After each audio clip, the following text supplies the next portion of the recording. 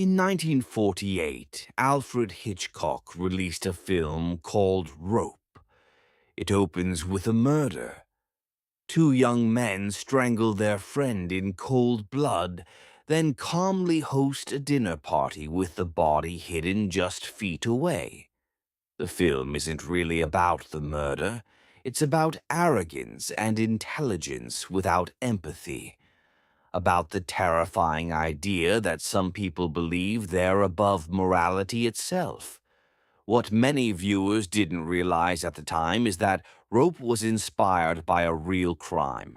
A crime so shocking, so cold, and so philosophical that it became known as the murder of the century. Chicago, 1924. A quiet neighborhood, a body stuffed into a drainage culvert belonging to a 14-year-old boy named Bobby Franks. This was not a crime of passion, not robbery, not revenge. This was murder committed as an intellectual experiment. Two young men believed they were smarter than everyone else. They believed morality was for the weak. And they believed they could commit the perfect crime. They were wrong. Nathan Leopold was a child prodigy. By age 19, he spoke multiple languages fluently and was studying law at the University of Chicago. He had an IQ reportedly over 200. He was obsessed with philosophy, especially Friedrich Nietzsche's idea of the Übermensch, or Superman. Leopold believed truly superior individuals existed beyond conventional morality. Richard Loeb was charming, wealthy, and reckless. He was the youngest graduate in the University of Michigan's history at the time.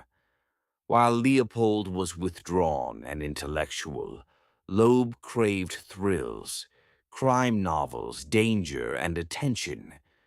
Together they formed a volatile partnership.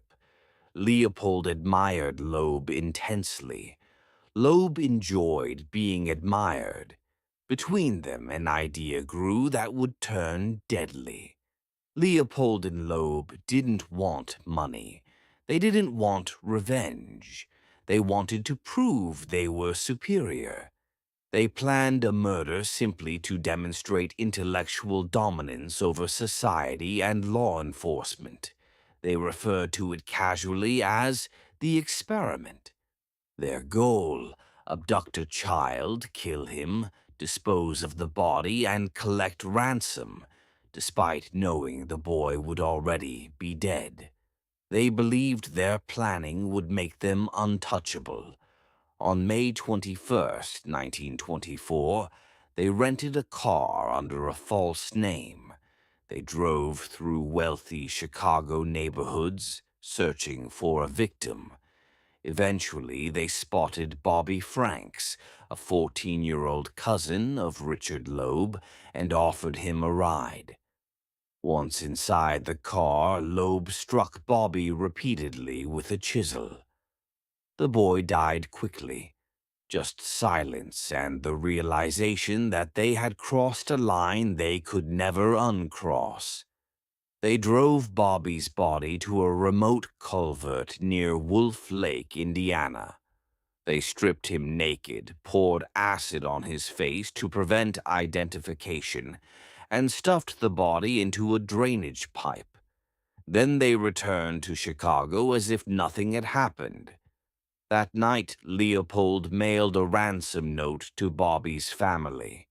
The letter was meticulously typed, the instructions complex, but the plan began unraveling almost immediately. A pair of eyeglasses was found near to the body. They were distinctive, rare frames sold to only a few people in Chicago. One of them belonged to Nathan Leopold. Leopold claimed he must have dropped them during a bird-watching trip, but detectives noticed something else.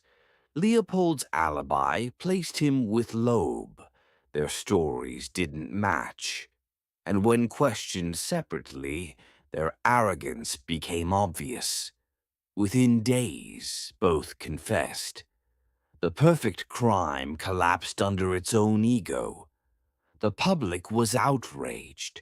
Two wealthy, brilliant young men had murdered a child for sport. They faced the death penalty.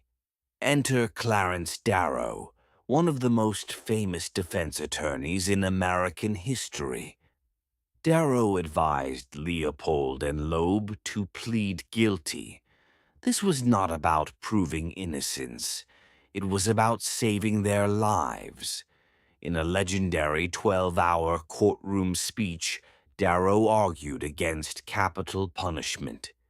He framed the crime as the result of youth, arrogance, and psychological damage, not pure evil.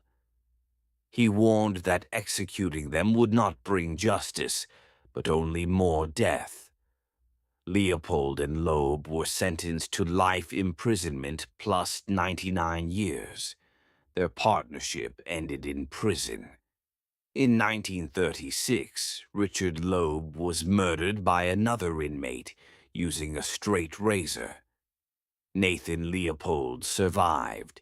He became a model prisoner, educated other inmates, and later assisted in prison research programs. In 1958, after 33 years behind bars, Leopold was paroled. He moved to Puerto Rico, worked in a hospital laboratory, and lived quietly until his death in 1971. The Leopold and Loeb case forced America to confront uncomfortable questions. Does intelligence excuse morality?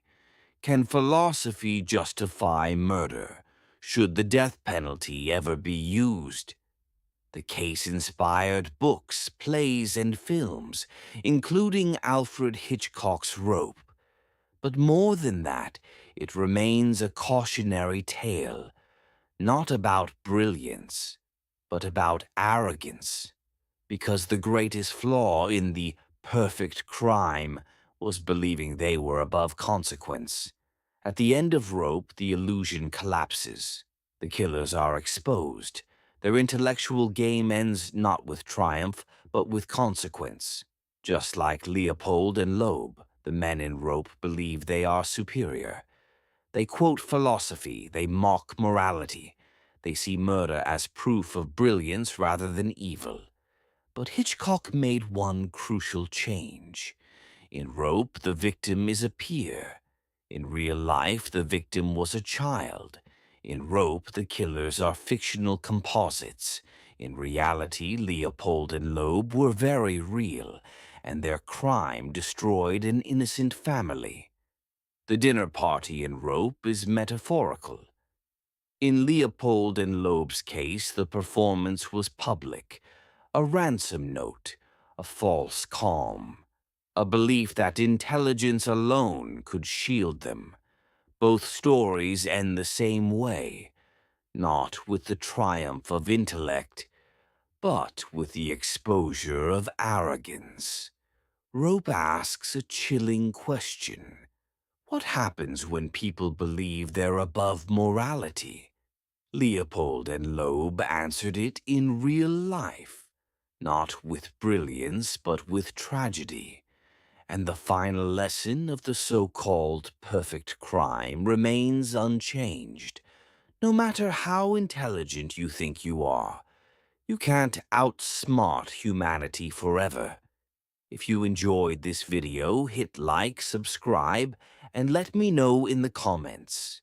Should we cover more true stories that inspired movies? Until next time, stay safe and stay curious.